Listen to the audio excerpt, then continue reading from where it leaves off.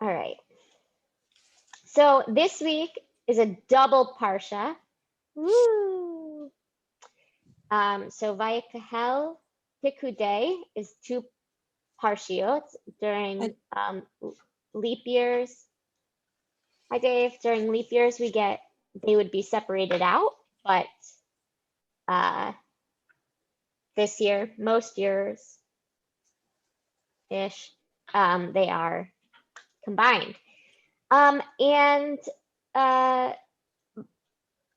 But still, even together, they a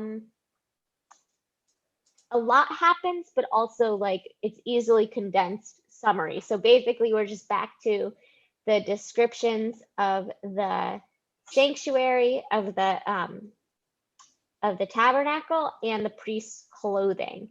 Although now, so we've already had a lot of these descriptions. There's some sort of repetitiveness in the details, but now we're actually doing the things. Like previously, it was God telling Moses how God wanted the things done. And now Moses is telling the people, and they're actually starting the construction itself and the manufacturing of the priest's clothing itself is completed. So by next week, I think, or 2 weeks is, hold on, let me just pull up the chart. But we're getting close to the end of the, next week is Vayikra. So this is the end of Exodus, and next week the Mishkan will be ready to start sacrifices, which is what Leviticus is all about. So so we're in kind of the final steps of this very momentous piece of our desert narrative. And I'm happy to start with any particular question or verse that anybody has. Dave, go ahead. Don't forget to unmute yourself first. I just did. Okay. At the very end of the second Parsha, there's a section right in my copy of the Tanakh. There's a section right in the middle at the end. And there's no English translation for it. It's headed with the word chok. Chet vav kaf. Which mean kaf or kuf? Kuf. So that means law. Remember we talked about chukim and mishpatim, the difference between laws between God and man, and laws amongst civil society. Right. But does it have a verse number? Can you give me? I'll hold it up. Can you see it? Oh, okay. No, that says chazak. That's the end. Well, yeah. When you finish a book of Torah, you say chazak, v'nit chazik, strength, and let us be strengthened. So that's why it says that at the very end, because it's the end of the whole book. It's like a and prayer? Whatever's below that must be commentary or something. Yeah. Okay. Yeah. I just didn't. I noticed earlier. You remember when we talked about the 10 Commandments? They were kind of inset in a special way, and this was inset. And I thought, what is that about? Yes, that's what that's about. Is that it's the invocation that we finished a book of Torah. Okay. Thank you. You are welcome. So it'd be at the end of every book. Yeah. It's not written in the Torah, but when you finish, like in a Saturday morning prayer service, after the Torah reading is completed, after the last Aliyah and the last, blessing after the Torah reading, then I don't know, the rabbi or cantor or maybe the whole congregation would would say it. Maybe the person who read the last Aliyah. It can vary on custom, on congregation who actually utters it, but it's something that is said out loud when you finish. Hazak. Yeah, Be strong. yeah. Okay. Thank you. You, And I just found it at the end of Genesis and I hadn't even noticed it. there you go. Well, now you'll know. So when we finish Leviticus, I'll be it'll be looking there. for it. Yeah. Yeah, Joel. Let's ask David a question. Did Okay. you notice at right up above Chazak that you described to us, there is the letter Peh, which is what we call Petucha. There's a letter Peh. It's in almost every Chumash. And there's another one called a Samach, Setuma.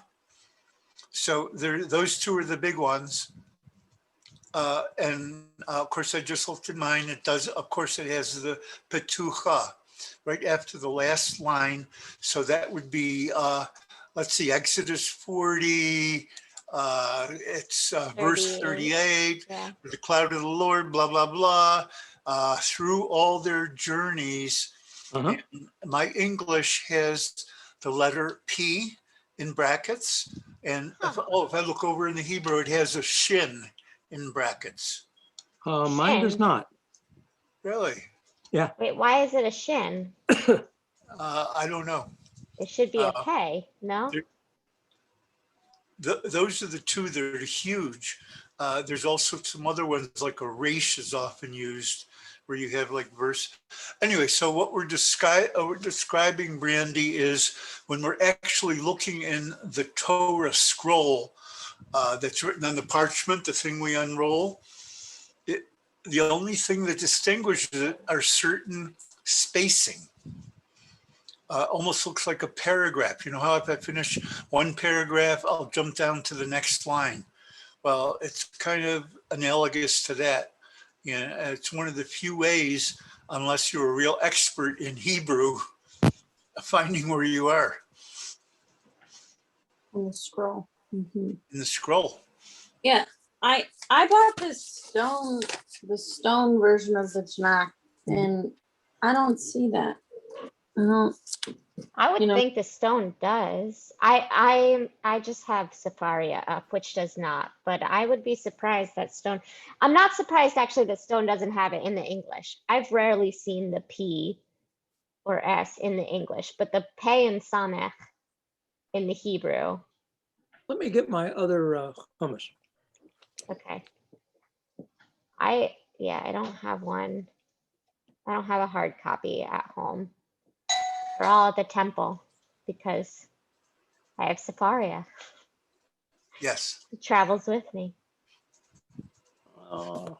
It's also faster too. Yeah. Electronic versions, I can find my place in 14 seconds. Is it Yes. is it like this little indent here? Is it this one? Yes. Yeah, but it doesn't, you're right. I don't see the letter. Okay, if you have a space, if you have that space, you don't need the letter. Yeah, but some formats will still do both, like the JPS, the big brown ones. Yeah. They'll do both. They'll give you like a full line break. I think partially just to preserve like they want to make it readable, but they also Yes. want to preserve the tradition, so they just do both. Hi, Lamar. Hello. Don't worry, you haven't missed much. We've been talking about sort of constructs of the Torah itself, not the Parsha yet. No, it's Yours not in my doesn't have other it one. either? No, not in the Living Torah. In fact, it doesn't have the Hazak at the end. You turn there's nothing there. This ends on verse 38. That's what you Omits see. it. Turn the page. Vayikra, yep, that's it. Huh? So, Joel, can you put a clip in or anything so that I could take a look at it? Sure. That'd be great. Thank you. All right. Well, that was an interesting diversion. So Yeah, go ahead.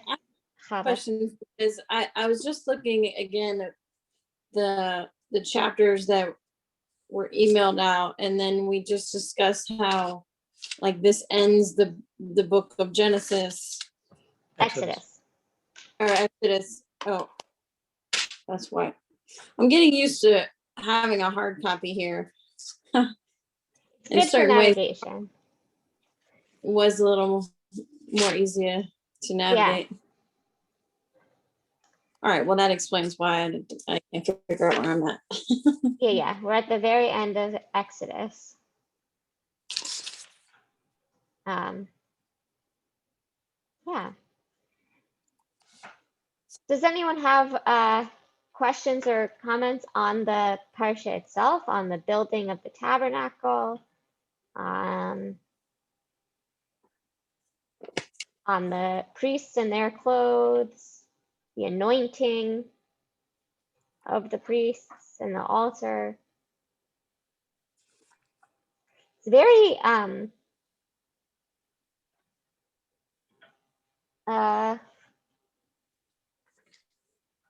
what's the word I want? It feels like you know, when you're like setting up for a big event, you know, and it's like there's so much anxiety, and then like you're done but like your guests haven't arrived yet, and you're like, did I do everything? And you're going through the mental checklists, and I kind of imagine Moses doing that. You know, this has been led up to. There's been so much preparation, so many instructions. That, you know, it's so thorough, and then by the end of this parsha, it's done. And but then we have to like wait a couple more verses before we actually get the inaugural sacrifices done in Leviticus. So I don't know, there's this sort of like hurry up and wait element that I feel like is at play here. Yeah, I felt that same way. I felt like it was just like, get ready, get ready, get ready. Yeah. There's a sort of like franticness around it, but we don't get to see the payoff right away. Right. And I think it's wise to have us reading that part of the story as we all get ready for Peshat. For Pesach. I Right. mean, yeah. Yeah. Yeah, there's definitely a correlation there, right? Yeah. I feel like it was less substance and more just a reminder to get ready. Right. Well, because the substance itself is no longer relevant, right? Like the details in and of themselves about the building of the tabernacle don't, I mean, vaguely these instructions are then like what the temple was built in like mirror of, or like was based on, even though the temple is obviously much bigger and more solid because it doesn't have to move. And then that, like, then our synagogues are vaguely based on that, although obviously we don't have like an altar to burn things on. We don't do sacrifices, but like the bema is vaguely, you know, is the altar. The ark is the holy of holies. You know, those things are still structured based on these instructions, but like the specifics of the instructions are no longer meaningful really in and of themselves. But then how we also, to Brandy's point, like our homes are also our temples, right? And the dinner table is the altar. And especially for something like Passover, where the meal is so ritualized and so everything is symbolic of things that happened in the Exodus story, in the tabernacle or in the temple. You know, we don't, there's some disagreement about whether or not to eat lamb at your Passover dinner, but like the shank bone and the, you know, so much of it is a recollection back to the altar and to these things. And so that franticness of getting ready, I feel like still carries over in a thematic or like emotional way to as we prepare for Passover, even though in 3 weeks, you know, we'll have moved on from this part of the narrative and have to like jump back to it in the telling of the holiday story. But you know, just to make sure our anxiety is like thoroughly ramped up for it. We're reading the story now. Yeah. Dave, go ahead. Question. Yes. In I'm trying to remember where exactly it is. There's almost an accounting of how many pounds of gold and silver and Yeah. and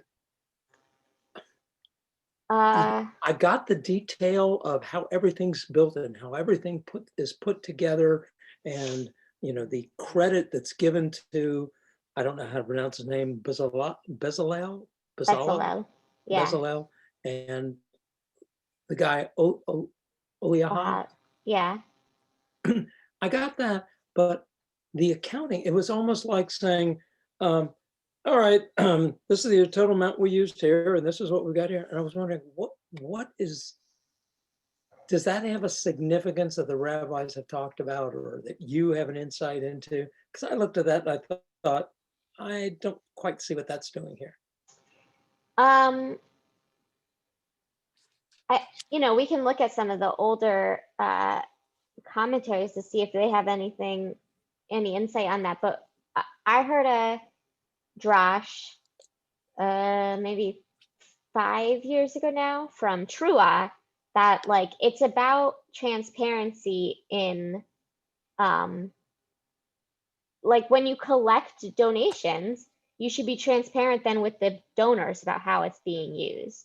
So all of this is collected from the people. They've given with their whole hearts, and especially in the aftermath of the golden calf where their donations were so misappropriated, um, now they're being told specifically, this is what each piece of your donation has gone to specifically and in great detail, so that you know, like Moses is not putting any of it in his back pocket. It's all going to what he says it's going to.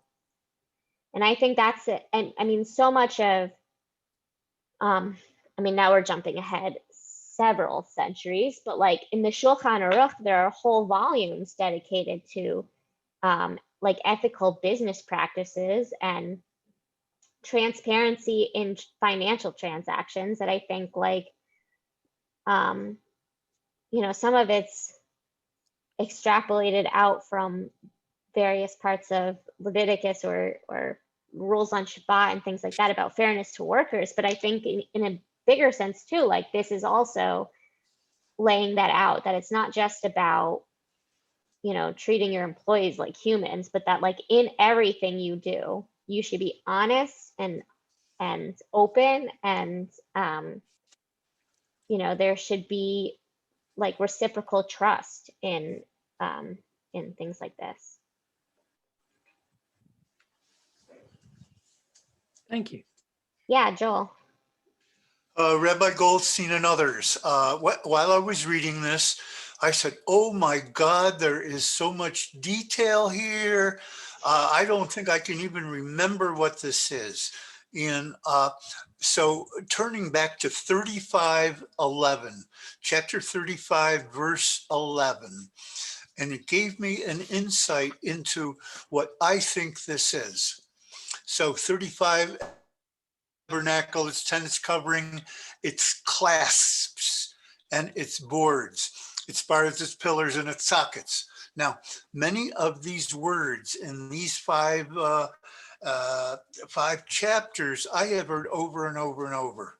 I mean, you got the purple, and you have the seal skin, Rabbi Goldstein's favorite, and I've heard this over and over. But there's two words I have not heard so much before, if ever before. The clasps, like a clasp on a manila envelope, and a board, like the board on a ship. And when I look at the Hebrew, you don't have to know Hebrew. All you have to do is you have to have ears. And I'm going to say the two words, and they have a very, very similar sound to them. It's et karasav, the et karashav. One's karasav, the other's karashav. So they almost sound alike, except when I look at the root of those two words in the Hebrew, of course, they have completely different roots. So they're not connected at all. Totally different words.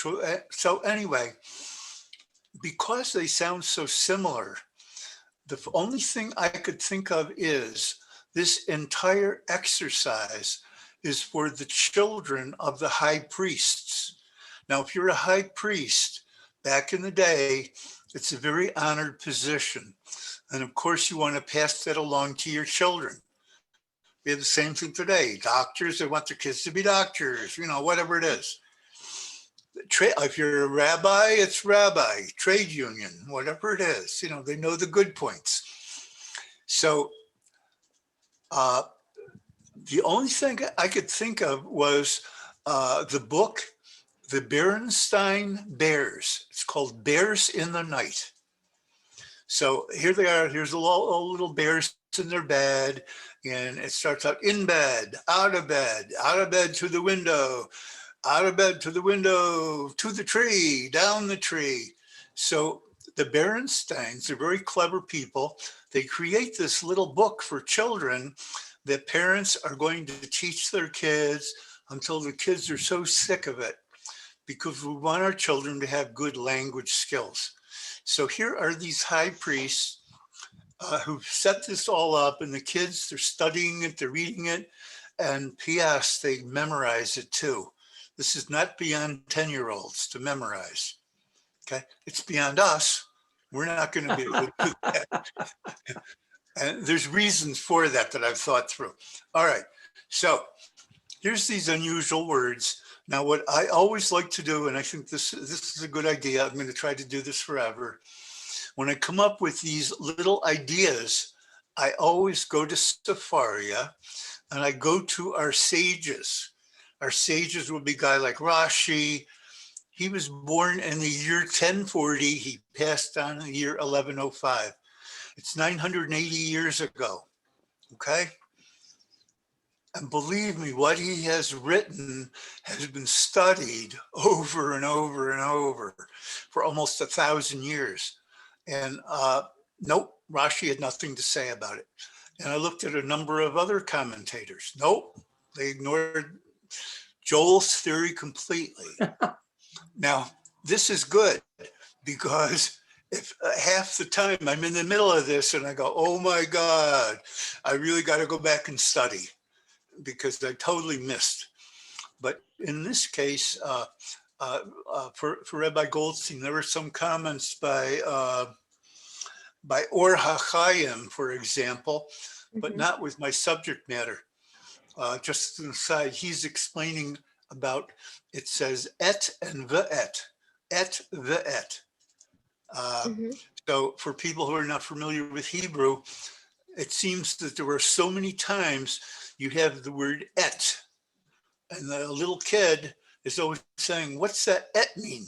And the teacher will go, don't even forget about it. Don't even worry about it. Am I right? Am I right, Rabbi Goldstein? Well, we don't have it doesn't translate directly into English. Et is like a signifier of a direct object, which like we don't have that word in English.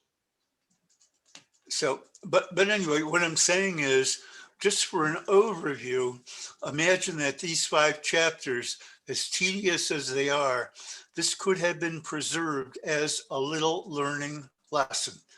And just quickly, my inspiration for this is I've done some studies at the University of Pennsylvania Archaeology Museum, and I noticed in Sumeria, in different places where they're using the cuneiform, you know, where they can use a stylus and they're impressing it in clay.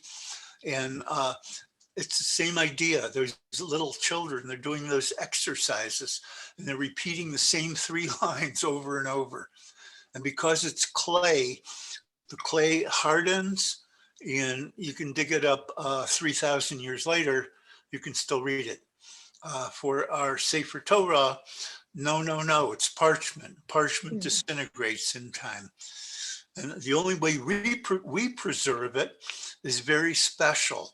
We preserve it in groups like this. We talk about it, we teach it. I listen to Rabbi Goldstein, I listen to other people. And what I learn, I try to pass along too.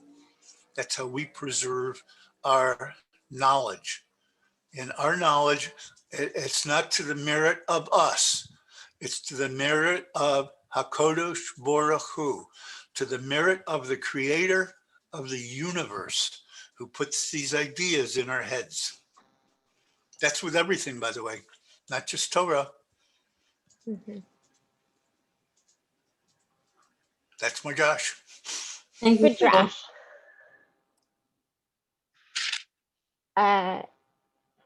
Yeah, I mean, I also just like the specificity of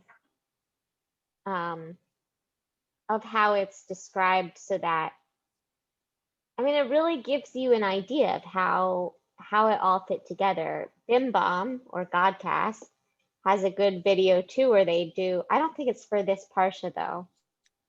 I have no idea how to even look for it now. Because I can't remember which Parsha it's for. But where they show like that these very specifics, like how it clasped together, how the poles like ran through, there were like interlocking crowns, and then the pole would come down over the top to seal it in, and like how intricate and specific. We know that the Mishkan was built. Like there's no mystery of like, how did these wandering desert people have a sanctuary? Like we know exactly how they did it. And I think there's really something special and valuable about that too, that it's not left to be like, you know, I don't know, the Great Pyramids or something that we have to like wonder how it was built. Like we know exactly how ingenious our people were, you know. Speaking of building the tabernacle, I mean, when I read it, I just read it like, okay, they're building something, you know, keep reading along. And I wonder, have you guys ever done that exercise where you get a group of people together and you pair them up and then you tell everybody to have one person give the other person instructions on how to make a peanut butter and jelly sandwich? Yeah. And if you gave everybody the instructions to make a tabernacle, would they make the same exact tabernacle? No. Well, we do that sometimes with like teenagers too, for like you know, like team building exercises. You give them all the same materials and say like, you need to create a freestanding structure that has, you know, you give them some dimensions. It has to be at least 3 inches off the ground, or it has to have at least 3 walls, 3 sides to it, or like whatever. You give them some parameters, but then other than that, you just like let them build and see how different the structures they come up with are, like what everybody's different plan of attack is, and then also who's actually works, which is sometimes none of them. But you know, but I think, but even that, like, again, because God gave them so specific instructions, I think, or at least Moses, God gave them really specific instruction that I think we can presume it came out pretty The same. clearly. Yeah. Joel, yeah. Now, Brandy, there's one small difference which has occurred to me. Like all these words, every single dot has been unchanged for 2,500 years. We can look at it at a Sephardic Torah. They were over in Spain for the last 1,600 years. Well, there was one letter difference. There's one disagreement, but we can look at all you can go to Australia, you can go to South Africa, you unroll that Torah scroll, you know right where you are. It's unchanged. And not only that, even more amazing, when I'm reading it, and there's a lot of words I don't know, or I got to look it up, I got to study. I said, oh my God, even the language is unchanged. You know, I can't even read English that was written in the time of Chaucer. Mm-hmm. You have all kinds of Chaucer. I need a dictionary just to help me. But the Hebrew, unchanged. Meanings unchanged. The roots are the same roots. So one difference. Lamar has brought up something on the chat. Yeah, I was just gonna mention that. So the question is about the Spirit of God. And does it matter whether covenant keepers have the Spirit of God or the Spirit of the world? There emerges extraordinary skills demonstrated in millions of people around the world, whether religious, intelligence, wealth, popularity, beauty.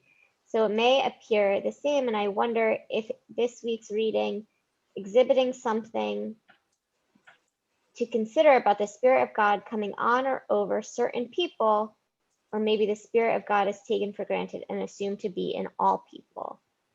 Yeah. So I think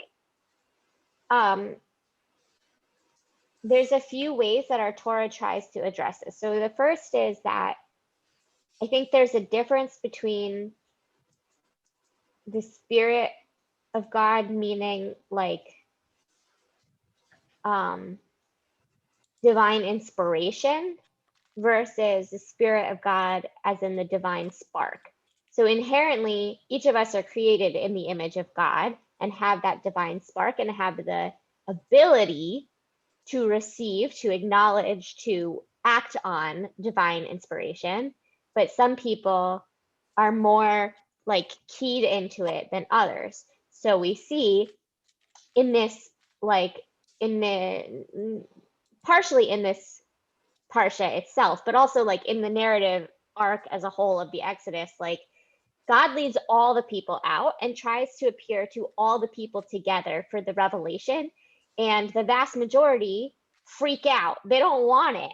It's too intense for them to have the Spirit of God in their face like that. So Moses goes and receives it for them. And then Oholiab and Bezalel, they don't receive that like face to face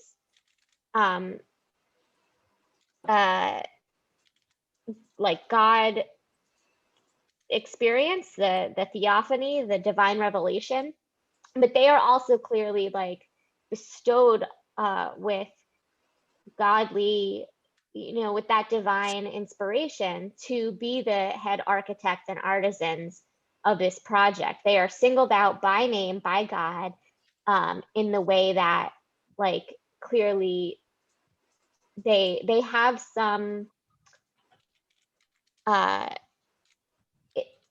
I don't know, artistic intelligence that like has been given to them by God, that God trusts. They will do exactly as instructed, like for the greater purpose of this Mishkan. So I think like I think what the Torah wants us to see is that anyone can have it, but you have to be open to receiving it. And that it can be intense and scary to receive it. So not to judge people who choose a different way of engaging with the divine. But that, yeah. Um, Joel also puts in the chat, Isaiah 42:6 agrees. I, Lord, have called thee in righteousness and have taken hold of thy hand and kept thee and set thee for a covenant of the people, for a light of the nations. Right. Well,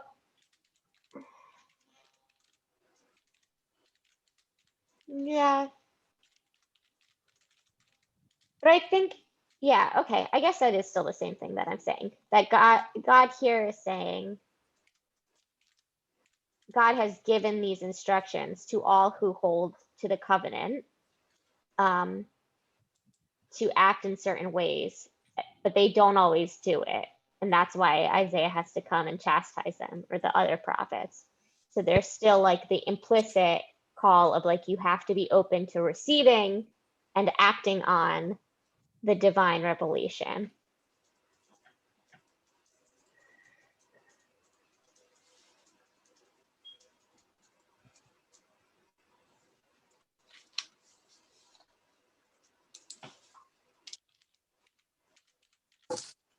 So, I don't know. Does anyone else want to comment on any of that?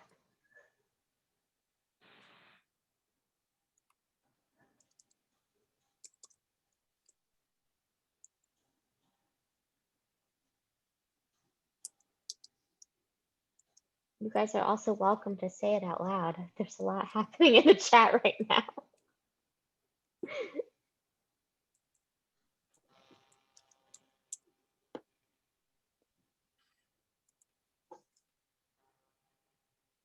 Okay, well.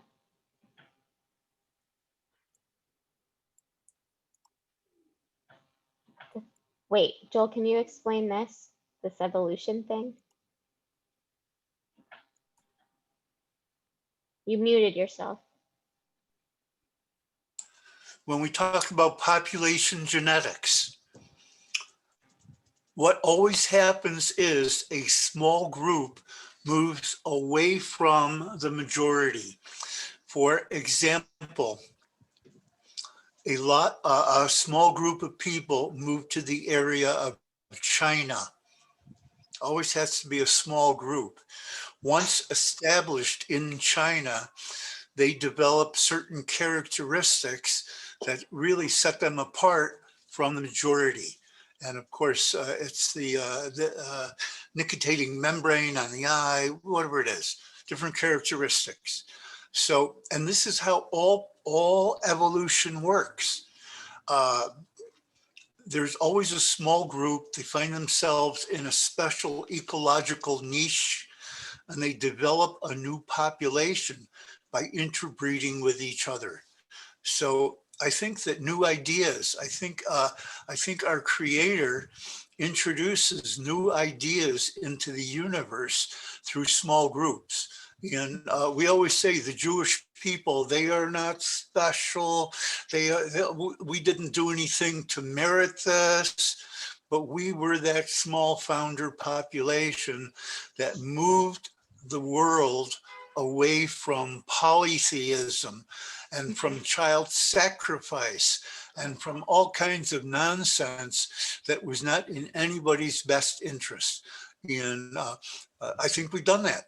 I think if you look at monotheism, I think it's 4.5 billion people follow that today.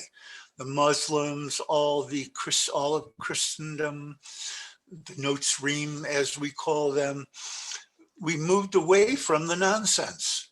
And believe me, it didn't happen overnight. And sometimes I think about that. Let's say I'm living in a small tent. I'm in the Middle East. My job is shepherd. I have 20 sheep or 50 sheep. Who am I? I'm nobody. I'm not doing anything. I'm not a smart guy. All of a sudden, fast forward a couple thousand years. Okay, I'm still not a smart guy, but I sure made a lot of progress. And I'm very proud of that. And you look through the Bible, it says we're a kingdom of priests. Mamlechet Kohanim Vagoy Kadosh has one meaning. It's a kingdom of priests and a holy nation. And the holy nation means, I think we brought something very important to the universe. Here it is. Great, thank you.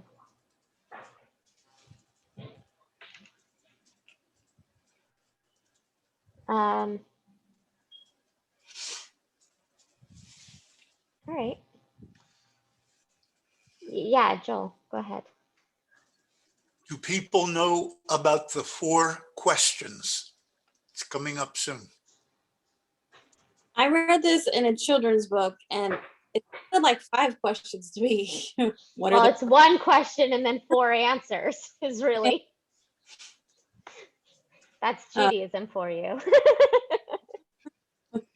So of course, the 4 questions, we have the Seder coming up. We're commemorating leaving Egypt. A very important thing. By the way, you can either take it literally, we packed our bags, left Egypt, or you can take it metaphorically. If you want to take it metaphorically, right in the middle of the word Egypt, in Hebrew we say Mitzrayim. Right in the middle of that word, it says Sur. Sur, that's right in the middle. What does Sur mean? It means constrictions. It means being between a rock and a hard place. And all people, when you were between a rock and a hard place, it's only because you can't think outside the box. So what we had to do, we had to leave Egypt. All right, so it tells us when we sit down for that Seder, the youngest child is instructed, he needs to ask these 4 questions of his father, of his elders. It's, what is this?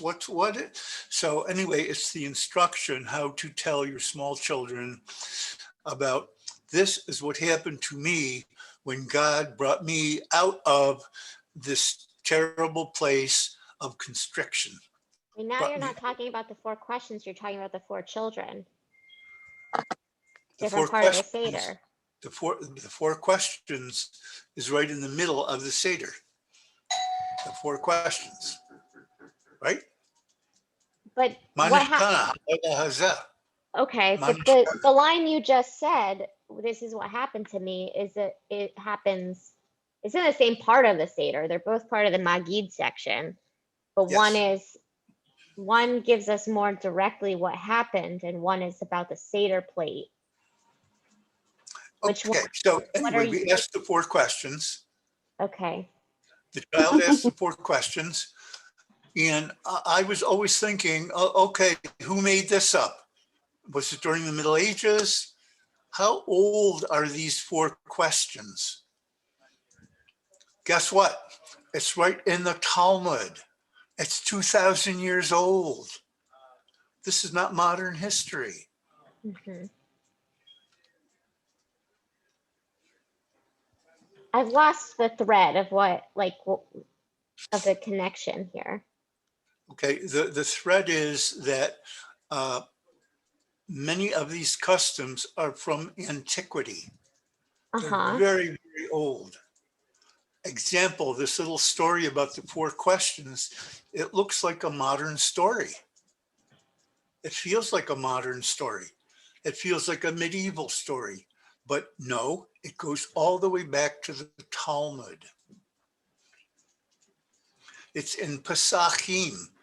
It's it's part of the one original. Again, I feel like you're conflating the 4 questions and the 4 children. The 4 questions, at least, the why is this night different from all other nights? Because these are our symbolic foods, which doesn't mention really at all the story of the Pesach, but just the symbolism that we are using to recall the story of the Pesach. Those date back to the earliest Seder with Rabbi Meir and Akiva and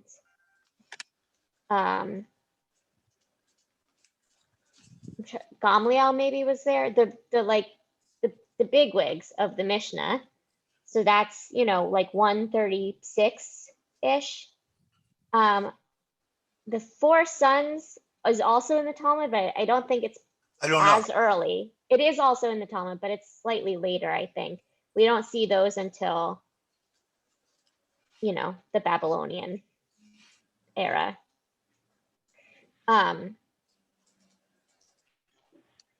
So, of course, the point is made. This is from 2,000 years ago. It's not like, yeah, God brought those guys out of Egypt. No, it's as if we were actually there. And if you look at it metaphorically, it's so true. It's like many times in our lives, we're living in a constriction. We're living in a narrowness.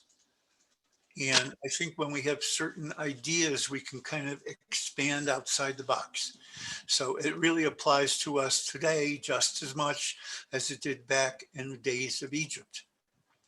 It's kind of a nice way of putting together ancient history or ancient metaphor and bringing it into today. Right. And I would also say, oh, sorry, Dave, go ahead. Well, I was just going to ask, on the same topic, how old is the section of the 4 questions? Is that in the Torah somewhere? No. Because the 4 questions are based, so this relates to what I was going to say also, is that kind of connects to what Joel said and your question, Dave, is that the Torah tells us a story of the Passover, of course, the Exodus from Egypt. And in the Torah itself, we are commanded to eat matzah and to sacrifice the Paschal lamb every year on this date in commemoration, and to observe the 7 days of not eating risen bread. You only, maybe this part's not in the Torah itself. The halacha is you only technically have to eat matzah on the first day, or like during your Seder when you say the blessing.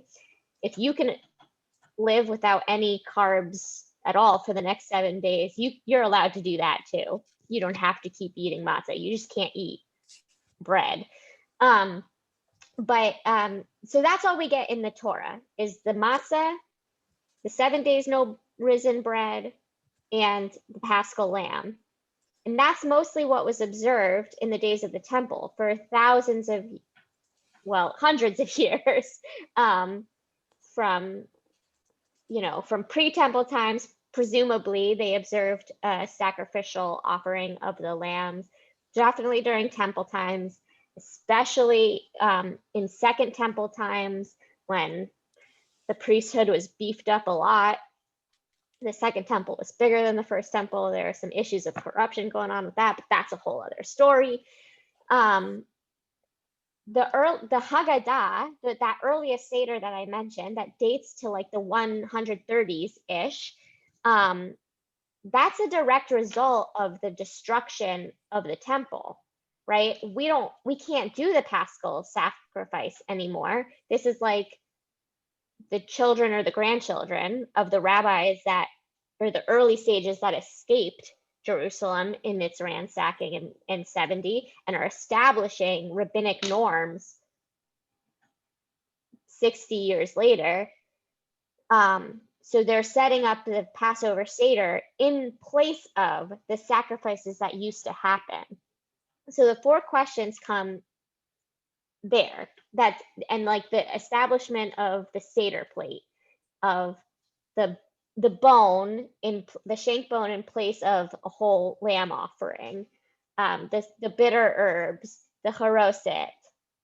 These things are decided by the rabbis, and the telling of the Passover story are all decided by the rabbis in that era of like, we need to find a way to commemorate this thing in a new way. Like the way that we did it before isn't viable anymore. And so that in itself, I think, like, as Joel said, that's an action of saying, like, we're always in Egypt, right? Like their temple was just destroyed by the Romans, and they just barely got out by the skin of their teeth, and they're establishing new rituals to commemorate. So that's, like, it's a pretty direct parallel to to Egypt. And then in every generation, we have a new thing. Like there's a new Egypt all the time. And so there are countless traditions now that have been gathered over the last, I don't know, I guess at least 200 years. I think it's a pretty American concept. I don't know of other, outside of America, Jews are they're more traditional. Denominations are pretty American. So I think this is a more sort of assimilated, reform conservative approach to the Seder plate. But I think it's very consistent with the concept of a Seder in the first place, which is to add new symbols, right? So like a most common one is the orange to symbolize the inclusion of LGBTQ and gender minorities in Jewish communities. There's tomatoes to acknowledge the fact that our tomatoes, most of American produce, is picked by slave labor. There's a brick to commemorate the Civil War. I don't really remember the whole story, but during the Civil War, Jews had to mix actual bricks into their haroset because they didn't have enough food. And I don't remember the whole story, but there's something about bricks that have to do with the Civil War period.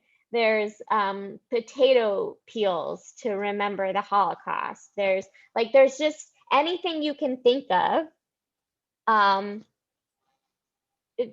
You can draw the comparison to a current violation of human rights that is like today's Egypt.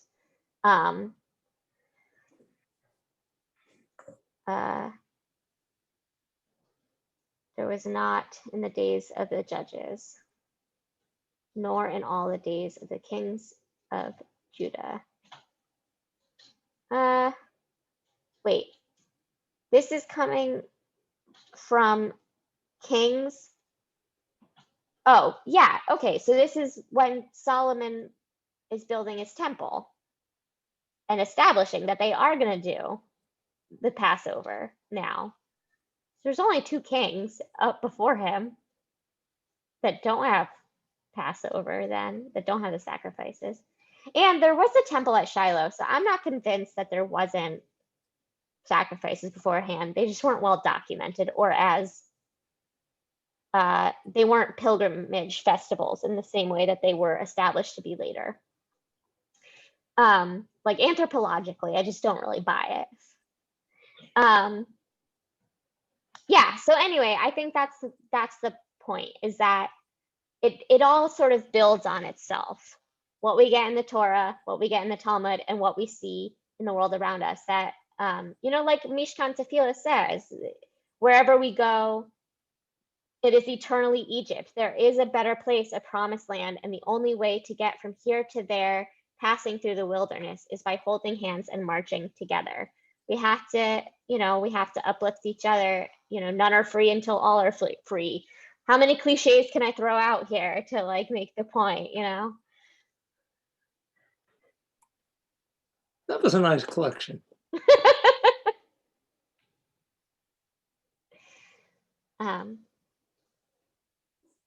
So there you go.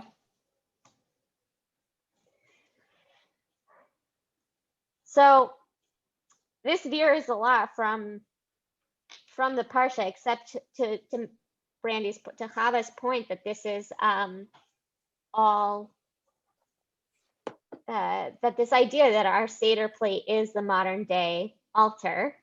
And so as we're reading about the building of the Mishkan, we're preparing for the holiday of Pesach coming up in 3 weeks.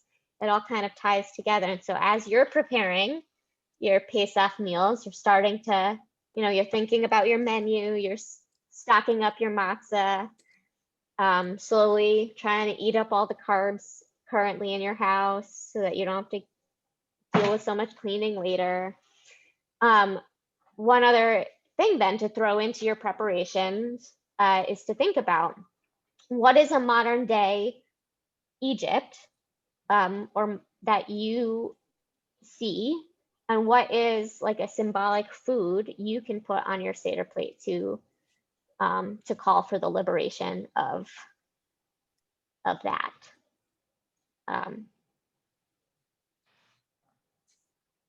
So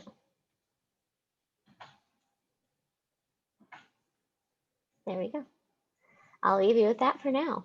And next week, we'll start Vayikra, Leviticus, sacrifices. All right, have a good day, everybody. Thank you, Rabbi. Thank you, Joel. Thank you, Lamar. Thank you, Chava. Thank you. Thank you all. Bye, everyone.